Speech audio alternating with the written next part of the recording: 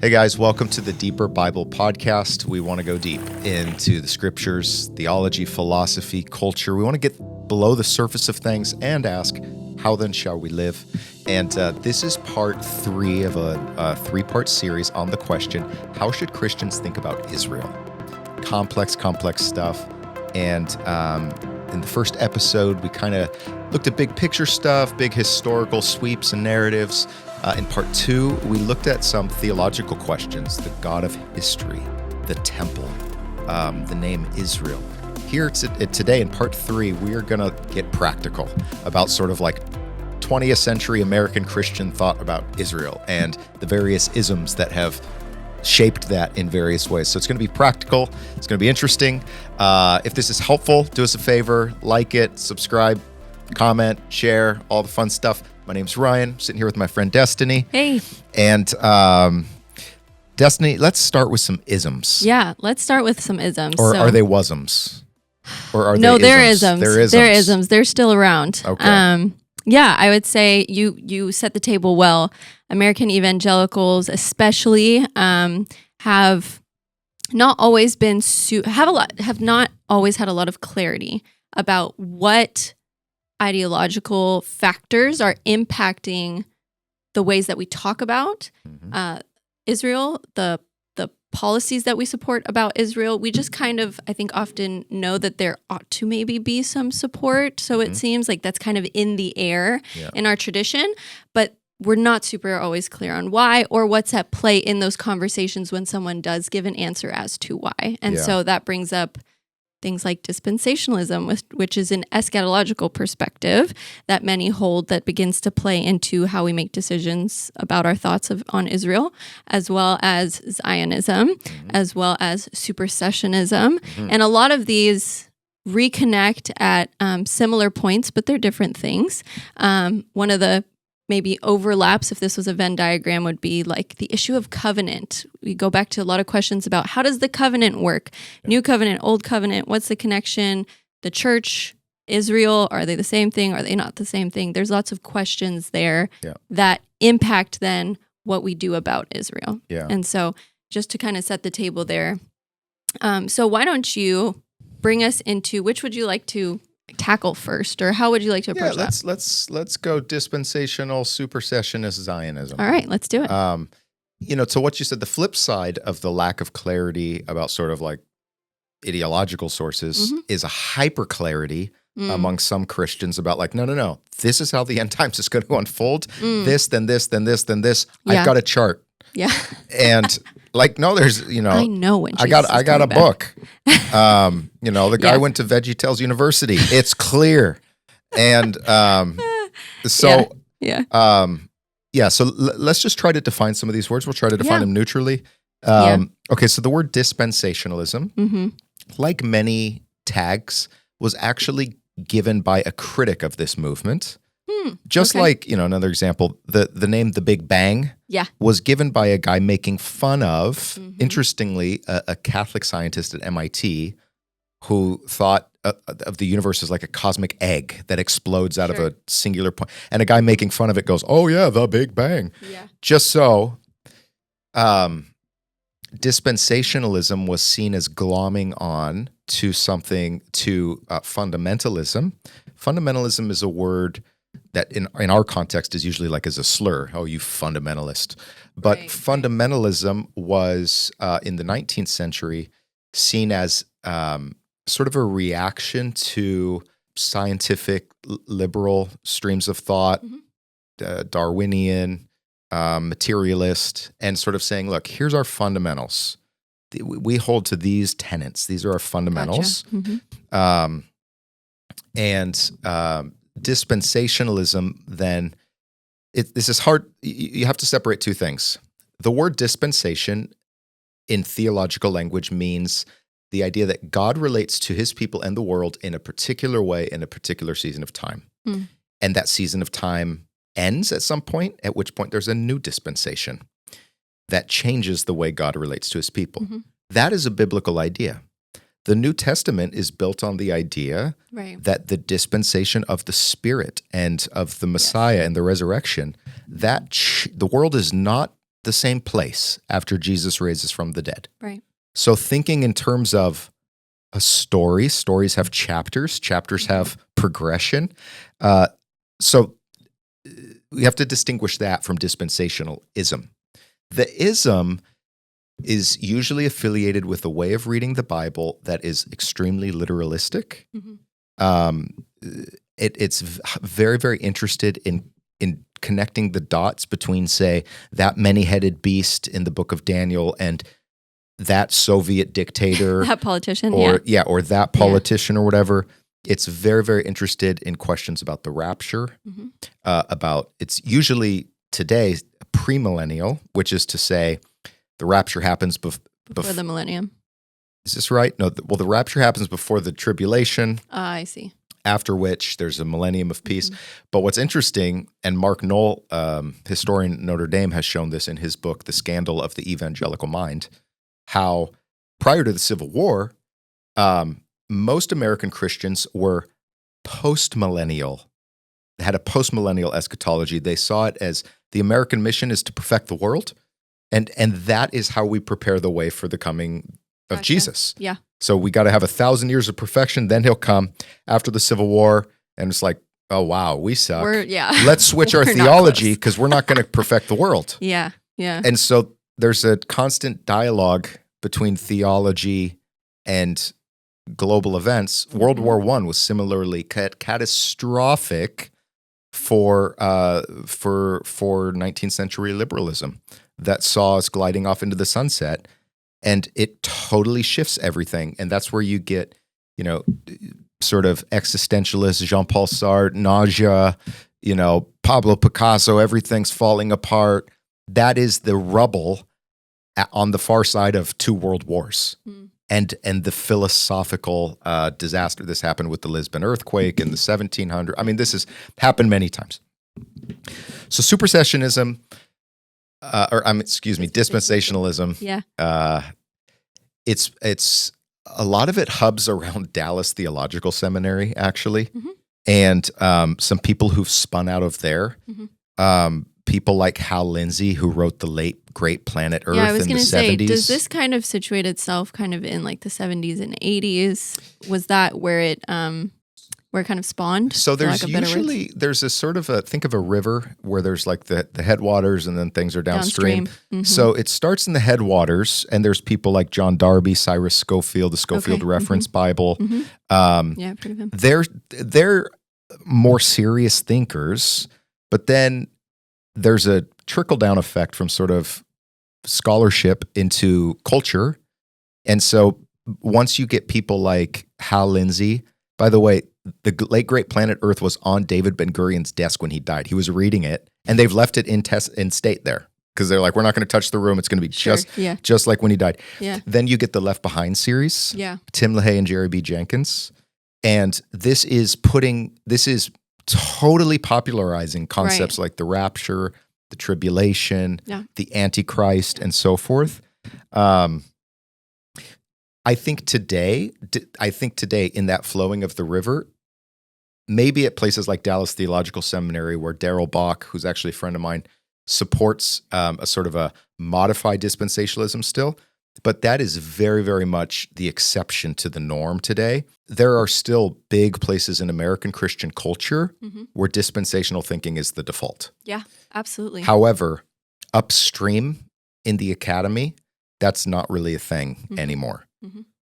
However, broad culture also doesn't really give a rip anymore about what the academy's saying. Right. And so it's not given that what current thinking upstream is going to percolate down. Yeah. But I just want to point out the irony of this whole thing. Let me just say, the family I grew up in was never super interested in this stuff. My dad loves the Bible, but he's not devouring Left Behind. It's just not his thing. But I swam in those waters. And those waters are populated by people who really love God and really love the Bible and are really trying to be faithful. And they're not dumb. They're actually pretty smart people. But the irony that often happens is that in the well-meaning attempt to say, I'm going to stand on Scripture, I'm going to stand on faith, in seeing themselves as sort of defending the traditional reading of the Bible, Right. ironically, they are only defending a reading that is recent historically, 150 years old, which in the history of biblical interpretation is a blink. Yeah.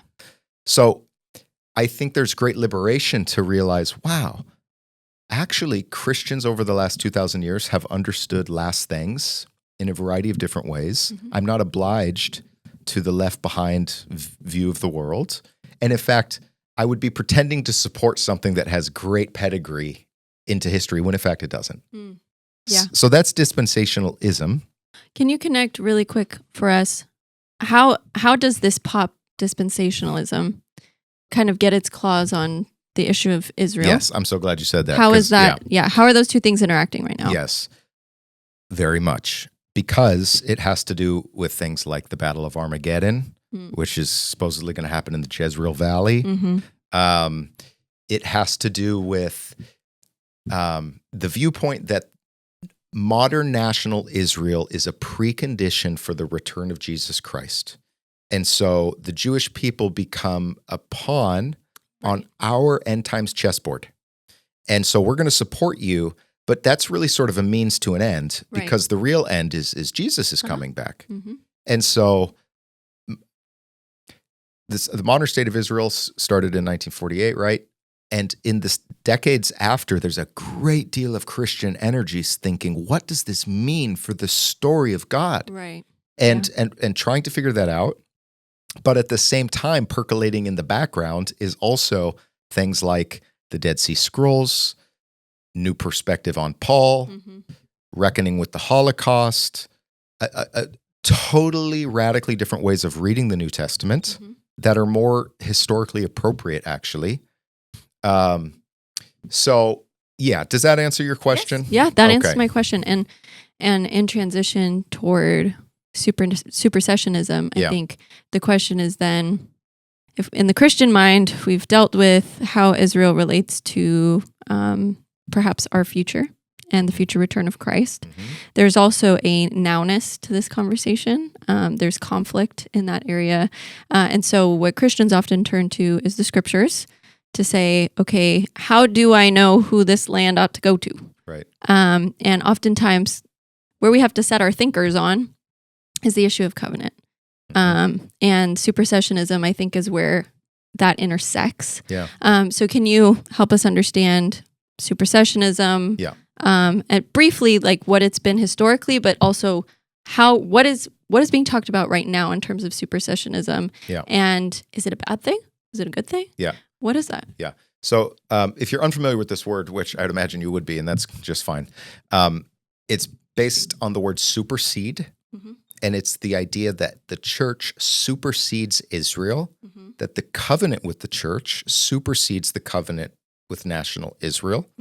And in the wake of the Holocaust and Christian Europe reckoning with 6 million Jews murdered, and reckoning beyond that with a legacy of complicity in anti-Semitic violence, identifying a Christian hubris that says, hey, we're the new thing on the block, and you, O Israel, are irrelevant. In fact, you're worse than irrelevant. You're repugnant, and we're going to get rid of you. Yeah. And so today, to be called a supersessionist in the secular academy is a slur. Like if you don't want that, you don't want that word on you, because it means that essentially you're anti-Semitic, and it's super politically incorrect. However, my own doctoral advisor has pointed out, he says, in perhaps no way is Christianity more indebted to Judaism than in its adoption of supersessionism. And by that, he means the tradition of, Isaac saying to his older brother Ishmael, I've superseded you. Jacob saying to his older brother Esau, I'm better, I've superseded you. Joseph saying to his older brothers, I've superseded you. Well, now Christianity says to its Jewish older brother, I've superseded you. And so this was in the water even when Jesus was alive, right? Yes. And this is this is the key. If you get something, get this. This is the key distinction that is often not seen. And so it's hard to keep our categories straight. that the relationship between the church and Israel within the Bible, within the period of the New Testament, is a different thing than the relationship of the church with Israel after the Bible is written. Mm. Because the church, the movement of Jesus saw themselves as faithful Jews. Mm-hmm. They didn't go around saying, hey, we're Christians. Right. They said, we are being faithful to the story of Israel, to the God of Israel. There is one God, Mm-hmm. and it's the God of Israel. Mm-hmm. So what that means is any so-called Christian critique of the Jews in the New Testament is coming from Jews. It's in-house, yeah. It's an in-house, intramural debate. Mm-hmm. And so but after the biblical period, that does get weaponized very often against the Jews. And so it's important when we're reading the New Testament, how we're understanding those points of self-critique, because the whole prophetic tradition of Israel is built on self-critique. Isaiah saying, hey, Israel, you've lost your way. Jeremiah, that is what it means to be a prophet in ancient Israel. And if that's anti-Semitic, well, then the whole Bible's anti-Semitic. You see what I'm saying? Yeah. So it's very important to get our history right. Otherwise, we're going to be committing anachronisms. Mm-hmm. And so there is a real sense in which, as a Christian, well, this will get to the next issue. Well, we'll circle back to Zionism in a minute, maybe. But in Romans 9 through 11, Mm-hmm. Paul has a sustained discussion of the people of Israel who have not accepted Jesus. Mm-hmm. And some have said this is the first sort of treatise against supersessionism in history, because Paul is writing to a largely Gentile readership in the city of Rome who are more than ready to release the whole Jewish thing. And Paul is saying, don't you dare. Yeah. Don't you underestimate God's commitment to Israel, God's love of Israel. Mm-hmm. And in the first 8 chapters of Romans, he's been addressing this in multiple ways. But now in these 3 chapters, he really focuses. And I just want to, I've got it open here. I just want to mention a few things in Romans 11. So first of all, in the first few verses, he's talking about a remnant, which is a solidly Jewish idea. There's within the people of Israel, there's actually a faithful remnant. Not all of Israel is Israel. Paul says that. Mm-hmm. So Paul himself has a bone in the fight about how do you even define the people of Israel. Mm-hmm. He says in chapter 2, not all people who are Jewish ethnically are actually Jewish. You have to be circumcised in the heart, not by the flesh.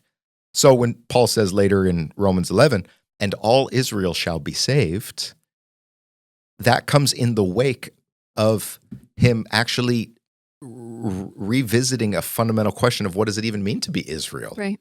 So if you talk about the church has replaced Israel, has it? The next question is, well, what do you even mean by Israel? Because Paul has really reframed that question. And he's not the only one to do that. Right. I just go to Israel today. It's a never-ending discussion. Mm-hmm. Okay, so this remnant thinking, very important to the biblical story. Next, he uses this sustained metaphor of grafting in. Right. There's an olive tree, and Paul actually has it backwards, because typically what you would do in ancient horticulture is take a twig from a healthy olive tree and graft it into a wild one. Oh. But Paul does it reverse. He takes a wild branch and says we're grafting it into the cultivated one. Yeah. And the idea is to say, hey, you Gentile Christian, do you think you're the foundation of your faith? You are being invited to the party, but the party was already going. Yeah. The inner energy and life and fruit of this whole thing comes from the people of Israel. Yeah. That's all chapter 11. Yeah. Yes. Yeah. However, then Paul at the end, and this may be unsatisfying, but it's the Bible. Paul says this after this long discussion that, by the way, before I read the end of the discussion, I want to read the beginning. At the beginning of Romans 9, Paul says, I swear to God, my heart is cracking over this issue. I wish that I would be cursed for If I could be cursed and all my brothers according to the flesh could come to the Messiah, I'm in for that. And in that way, he's doing the Moses move on Mount Right, Sinai yeah. to say, God, blot me out, Yeah. but keep Spare them. them. Yeah. Right. So if this discussion is ever had in a glib, offhand, oh, this is so clear method, you are wrong. Your words might be right, your attitude, your heart is wrong. This is a hard issue. And after Paul discusses it for a long time, this is where he ends. Oh, the depths of the riches and wisdom and knowledge of God. How unsearchable are his judgments, how inscrutable are his ways. He's a very, very, very, very bright man saying, who am I to play God? Or as he says earlier in Romans, let God be true and every man a liar. So there are questions here that are irresolvable from our human vantage. And that's a biblical stance, actually. I want to go a couple verses prior to, Okay. I know you like these verses, or we were talking about them earlier, verses 28 and 29. As regards the gospel, they, the Jewish people who do not believe in Jesus, they are enemies for your sake. But as regards election, they are beloved for the sake of the forefathers. For the gifts and the calling of God are irrevocable. And let's pick that apart a little bit. Paul says, as regards the gospel, they are enemies for your sake. At a couple points in Romans, Paul reflects on this idea that to be Jewish is to be part of the people of the Messiah. The Messiah is the one who suffered for the many. Just so the Jewish people, in a way, suffer for the many. And he hints at this idea that the whole Jewish people have a messianic calling for the good of the world. And that's a profound mystery. It's not something that you'd say to somebody walking into Auschwitz, hey, thanks for suffering on behalf of the world. Right. Sure. Obviously. Yeah. But Paul, a devout Jew himself, is trying to understand his own people's story and sees a trace of the messianic pattern there. Yeah. But then he says, That's a as good way to put regards it. election, they are beloved for the sake of their fathers, for the gifts and the calling of God are irrevocable. So they are still beloved. They are still Chosen? they are still chosen. Yes. What that means in terms Right. of, the question is, on the one hand, you're like, wait a minute, are we going to universalism and you don't need Jesus? Because that's destabilizing. Sure. This gets to really deep questions. I heard I'm sorry, I'm talking so much. I heard That's okay. I heard a rabbi once say, this is a deep insight. This rabbi said to his Jewish friend, don't ever take a Christian seriously who doesn't think Jesus is absolutely necessary. Because if he doesn't take his own faith seriously, he won't take your faith seriously. And so it is Christian to say, there is no other name by which men are saved. It is through Jesus Christ, Israel's Messiah. What that continues to mean for the Jewish people, I believe, is something of a mystery. The easy solution, and this is the standard liberal solution, is to say, look, it's just a 2-track salvation. There's a Gentile covenant and there's a Jewish covenant. Right. But for a good liberal, that's not satisfying. Yeah. Because they'd say, well, What great, about the there's a Buddhists? 2-track. Yeah, exactly. Why not a 3-track? What about the Muslims? What about a 4-track? Why What don't about we the just Hindus? all Yeah. track? Yes. And so that's like a not satisfying solution. And so I am just comfortable with there's some things I just don't know. Yeah. And I don't think you're off base with anything that you've said. I think where I'm circling back here is this is an issue of land, which means it's where people live, have their existence, right? This conversation comes to bear on other people's lives. And I know that I've probably beat this like a dead horse, Keep but beating it. It's important. because of that, Yep. asking the question, and I don't know if you think that this question can't be answered or you feel that your perspective on it is the proper answer. But Why is it that we feel that what's within the scope of verses 20 and 29, the gifts and the election that are irrevocable, and the calling that are irrevocable in terms of the story of the Jewish people, like what's in view here involves the land, and thus we should support on that basis and many others that you've already described in our conversations, that we should be in support of them having a place of sovereignty, specifically that land, not just any place, right? But that place, right? What we would refer to as the Holy Land now, or the current nation state of Israel. Some people might even disagree with that point, like the borders we got now, that's not real Israel. But in general, saying that land in that area ought to be theirs, and that that's on the basis of what we're reading in Romans as well as what we're reading in the Old Testament. I don't think so. I don't think, I'm not drawing a line from Romans to modern Israel, although Romans 4:13, we'll come back to that because that is an interesting topic. Yeah. We were talking about the basic covenant issue. Mm. So this applies to a Jew in New York City and a Jew in LA and a Jew in Tel Aviv. Okay. But when we talk about that specific land, then we need our third ism, which is Zionism. And this is the movement of Jews worldwide who, starting early 19th century and really gaining steam in the early 20th century up through the founding of the state, said, we're tired of being in the diaspora. We're tired of being guests in other people's nations and not being really welcomed. Mm-hmm. We want a place of our own where we can be Jewish and not killed for it. Sure. And there were all sorts of ideas on the table. Some of the Jews wanted to go to Uganda. They're like, hey, let's go to Africa. Yeah. The Nazis were thinking about exporting Jews en masse to Madagascar until they said, there's an easier way. Let's just kill them. But from the sort of theology we were discussing and a big stream of Zionism, it's like, no. You can't replicate Israel anywhere. It's this land. It's this dirt. It's those mountains. It's this city. Yeah. And that comes from a profound that comes from the Old Testament, which actually in next time's episode, we're going to talk about the sort of what's at stake in calling the Old Testament versus the Hebrew Bible versus the Tanakh, the First Testament. How do we?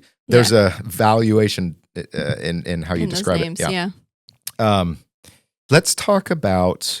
Let's quickly talk about Romans 4:13. Okay, and then we'll talk about maybe sort of like how then shall we live. Okay, but this will be the last. Is this in relation to Zionism, Romans 4:13? Yes, or just, okay, sure. So Romans 4:13 says this: for the promise to Abraham and his offspring, that he would be heir of the world, did not come through the Torah, the law, but through the righteousness of faith. The key phrase here is that he would be heir of the world, not just the heir of this little bit of land. Right. The Greek underlying word here is cosmos. And that's Paul reading Genesis, I think, in an appropriate way, because early Genesis is all about global scope. Right. And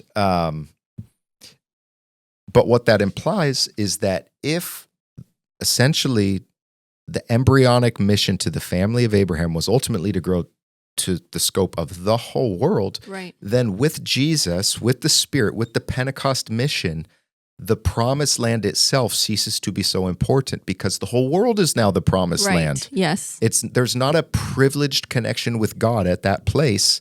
That is now available everywhere. Right. And some have taken that to say, great, so the historic land of Israel is not special anymore. It was, but now it's not. Yeah. And I don't agree with that. I think that just because the Pentecost mission of God goes to the ends of the earth does not undercut God's promise to this people to that particular place. I think that's still valid, actually. And so, like someone who I really esteem, N.T. Wright, I would disagree with him here. His view would be, sort of Middle Eastern politics, really, the New Testament says nothing about it. There's nothing there precisely because of a verse like Romans 4:13. And he makes his case well, but I just ultimately, I disagree with it Mm-hmm. because I think that the world levels up to the status of the promised land. It's not like everything gets depressed now.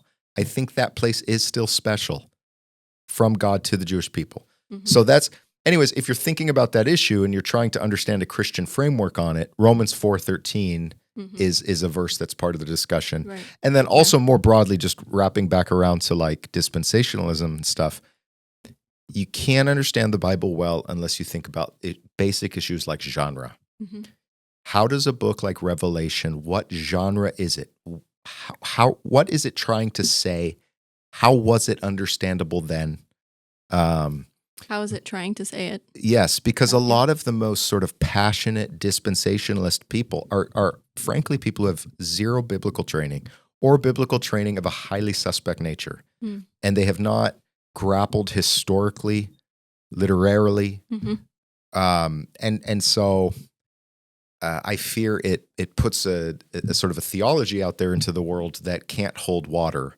And that's not a good thing. Yeah. Can I ask you, what are the stakes for a Christian who might disagree with you?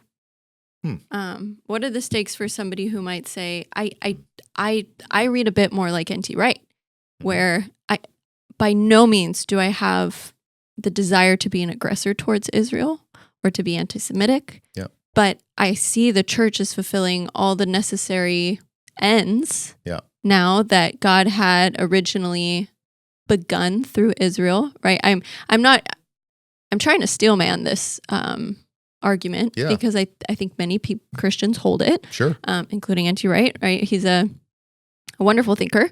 But what would you say is the error in that? You've poked a couple holes in the conversation to say, well, I think that Romans 11 has been pretty clear that God still loves Israel for Israel's sake. And whether or not we like that isn't the question. It's whether or not it is, and you think that it is.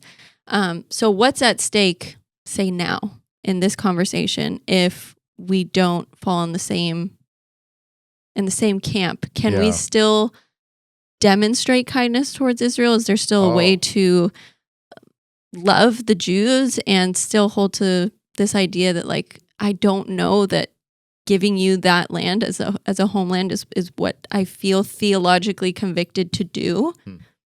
Well, are you in a position to give it?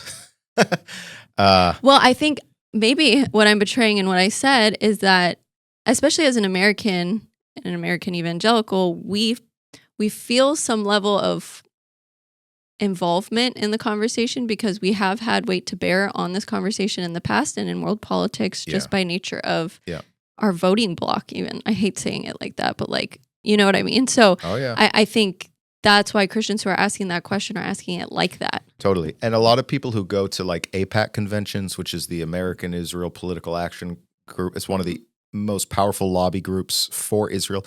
People that go to that have dispensational theologies. So there's a clear line of connection between one's reading of the Bible and where one is lobbying that our government puts its huge amounts of money and military resource and all that stuff. So it's very relevant. Several things. First of all, I don't know two Christians who agree on everything. Yeah. There are closed-hand issues and open-handed issues. Jesus. Jesus and the resurrection. And the resurrection. That's one's reading of Romans 4:13. We can disagree on that. Not to say it's not important. Yeah.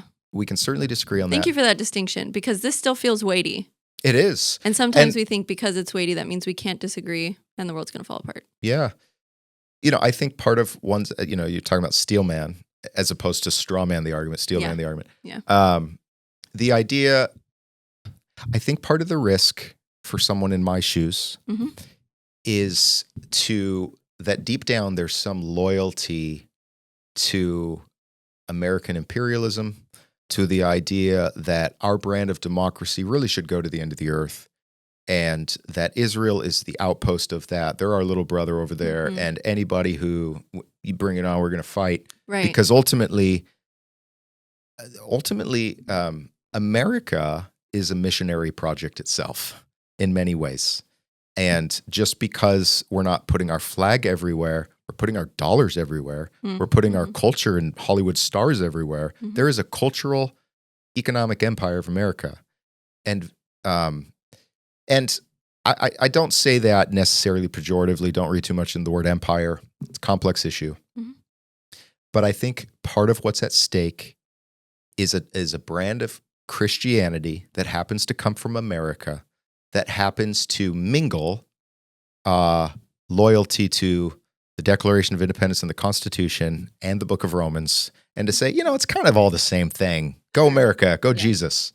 Yeah. And like that's dicey territory. But I think a lot of people fall into that. And so I'm grateful for Christians that caution us against that.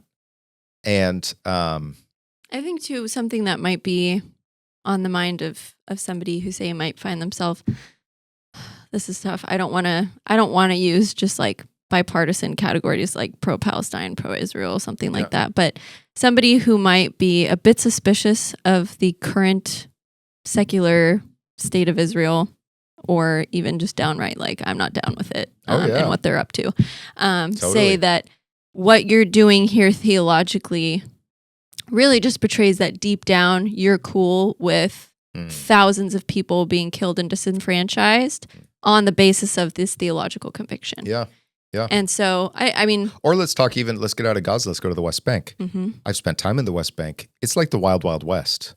I mean, like, in the streets of Jerusalem and Tel Aviv, you have business people, you got lawyers, you got, hipsters, whatever. You go to the Wild, Wild West, you got people with long hair and pistols. I'm not kidding. Like it's rowdy and they like it that way. And they are Joshua and the tribes coming in to take the land again. I mean, it's explicit. And the current government turns a blind eye to it. And, Netanyahu, his current governing coalition needs those people. And so I am not, see, again, this is where I'll give an example. When I was a student at the Hebrew University, I went to a talk one time by Israel's foreign minister. Again, I can't remember the dude's name, but I remember his position. He was giving us a talk, and he used a phrase unoriginal to him. I can't remember. Google it. You'll find out. He said, the people who criticize Israel and criticize our policies and what we're doing in the West Bank, and by the way, the Hebrew University on Mount Scopus looks straight over the hill into the Judean desert, into Palestinian villages. I mean, it's pure Arabs on the other side of the hill from the Hebrew University. He goes, the people who criticize us harshly, they're the useful idiots. Because in critiquing our policies and our decisions, they are also assuming we have a right to exist. And what's our real enemy are people who just say we don't have a right to exist. And so there's two levels here. And what the level at which I'm saying an unambiguous yes is that there is a right for this people to have a national home in that part of the world. I know there's counter arguments, but that is my position. Okay. But there's a whole nother level to that, right? Which is the shifting expression of the Israeli experiment. And I don't know and the well-being of the Arab in light of that. Yes. And I don't know anybody who just sort of carte blanche says, everything Israel does is right. Because Israel itself has had so many different governing coalitions that have a different view of the right, of the correct course. So I'm by no means trying to write a blank check to Bibi or whoever else. Yes. But what I'm trying to go deeper than that and try to say, here's where we work these from. people actually have a right to be here. Okay. And this is where, I like being a Christian. And I like being a Gentile Christian. I don't have a drop of Jewish blood in me. And the wisest Jew who ever lived said, "Blessed are the peacemakers. They shall be called children of God." And so I think, like, for me, bottom line here is, first of all, I come back to, the Apostle Paul in Romans 9, 1 through 4, 5 or whatever, where it's just like, dude, this just breaks my heart. This is an issue that it just breaks my heart, the whole thing. It hurts. And as a Christian, me, tiny little pastor on the West Coast, I'm a long ways away from this. Yeah. I just want to try to be a peacemaker insofar as God makes that possible. I am pro-Israel in the sense of Israel has a right to exist. Double standards leveled against Israel are not fair. But I'm also pro-Palestinian in the sense of they're Gentiles too. Many of them are my fellow Christians too. Many of them are at the short end of the stick of their own leadership, the broader Arab leadership, and we're all, by the way, swirling in a world of sin. So I think as a Christian, my sympathies are not mutually exclusive. I don't have to be like, yay, Israel, bad Palestinians, or the alternative. As a Christian, I can look unblinkingly at everyone's brokenness, including my own, and look unblinkingly at the universal offer of grace from Jesus Christ. And I guess, and being comfortable that there's certain things I won't know until someday. So that's kind of where I land. Would that be your response to what are we to do about this? I guess the question is, who's the we? Like, if, if I'm that's a good point. if I'm Mike Johnson and I'm the Speaker of the House of Representatives and I'm actually signing military bills, well, that changes the calculus. Yeah. Because I'm no longer a private individual. I'm making decisions at a different plane. Yeah. Personally, I'm not a political activist. I'm actually a registered independent. I'm not lobbying. The contribution I want to make is I want to help Christians think a little bit better about this. I want us to get past the caricatures. I want us to get past the dumb eschatology stuff, which is not to say eschatology is bad. I want to get past the dumb stuff. Because eschatology is massively important. And let's not make it into a cartoon. So that we can be peacemakers and build for the kingdom. And I trust that God knows what he's doing, even when I don't know what he's doing. Yeah. Yeah, and I think too, just there is, I think the action we can all take is to pray and to wrestle with God and to cry out to God on behalf of those who suffer. And I think that the lie that, I don't want to just point the finger. It's always modernity. But like the lie that we believe right now is often that is not enough. To pray? Yeah. That's not enough. That's nice. Prayers, thoughts, whatever. But as a Christian, we believe that, and you mentioned this earlier, to pray is to affect.